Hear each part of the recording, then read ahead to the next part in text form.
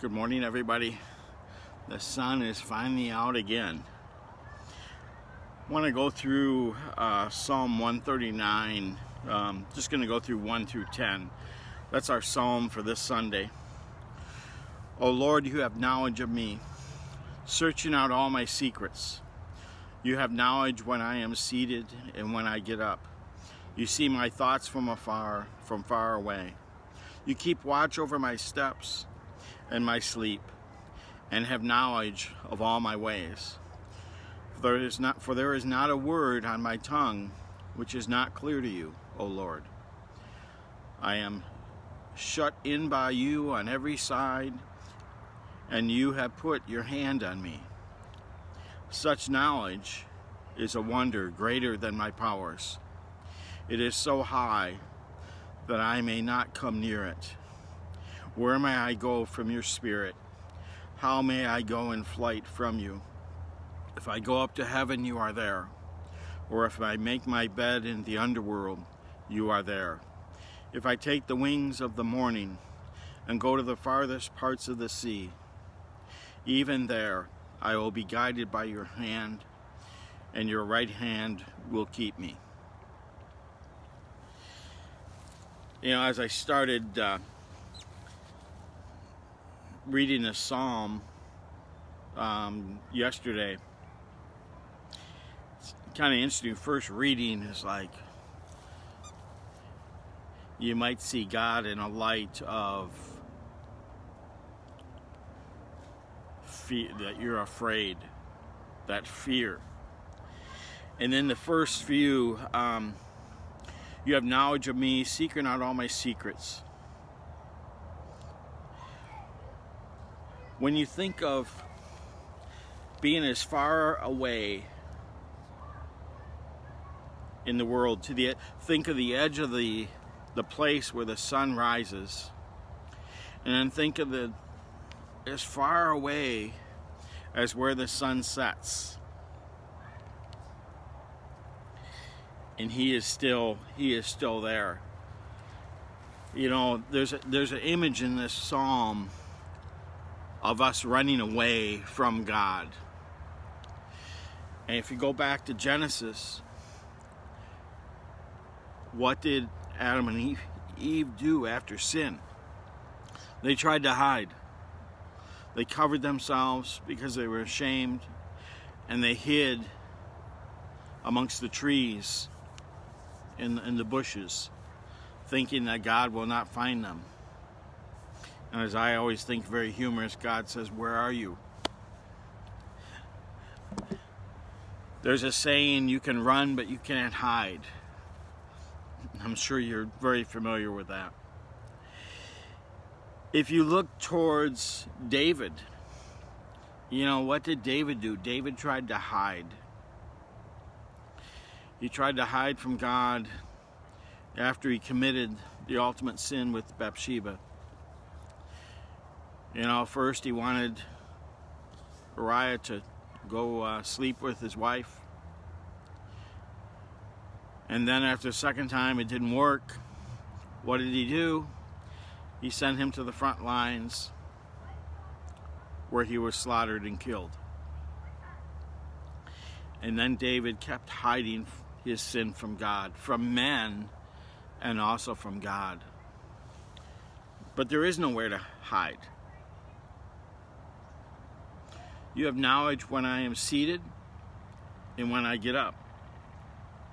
You see my thoughts from far away. He knows our thoughts even before they come into our head. Even before we form them within ourselves. He searches us in all our secrets that are deep down. He has total knowledge of us. And you can see that as kind of scary. Or you can see that as we are guided by his hand. And his right hand will keep us. Jesus dying on the cross for us, for our sin, will keep us.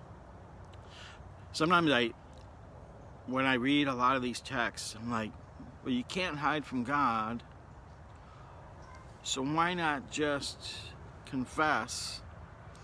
Because he already knows. He's already got it. There's nothing that can be hid. And he's going to guide us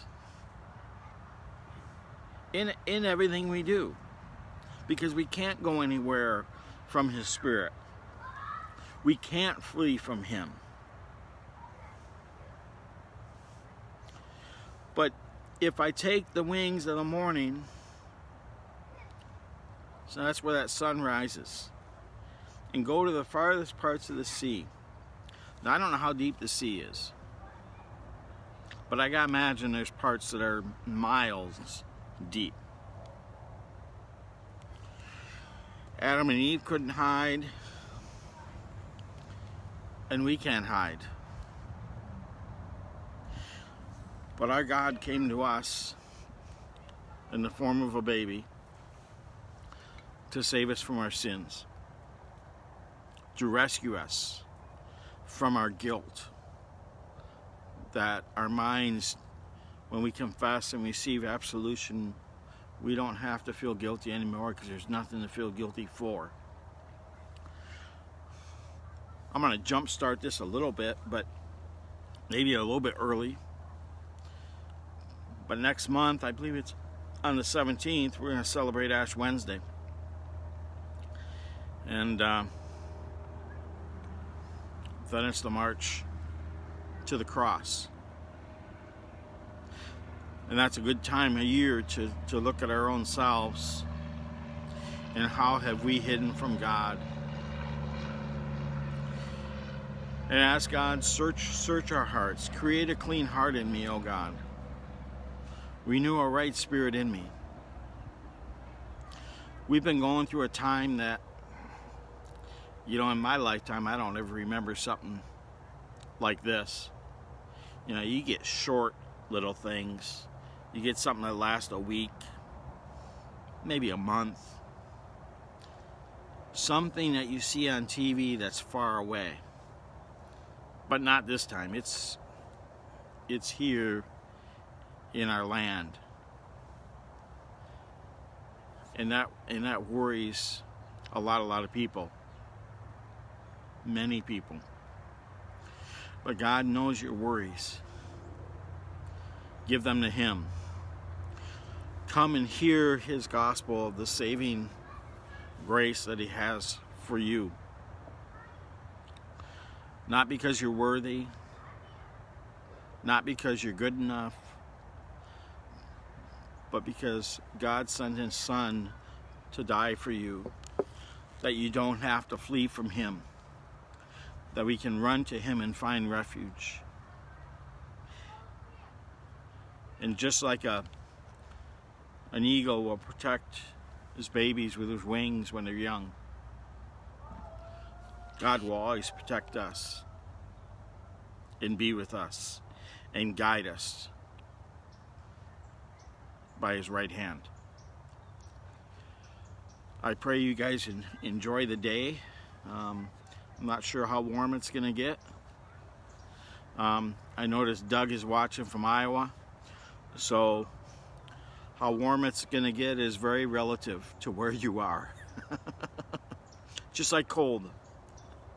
73 in the house seemed really cool. But hey, we're in Florida.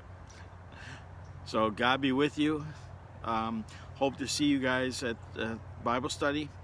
Remember, if you click in the Bible study online on Zoom, if I don't see you and I don't click you in, send me a text, and then I'll look at it, and then remember, I got to look at my computer and let you in.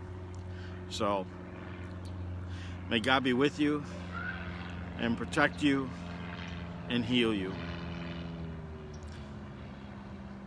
We will see you hopefully on Wednesday, if not then on Sunday. Take care now. God bless.